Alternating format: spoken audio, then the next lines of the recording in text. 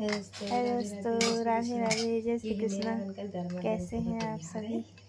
उम्मीद है आप सभी अच्छे होंगे और मैं भी अच्छी हूँ।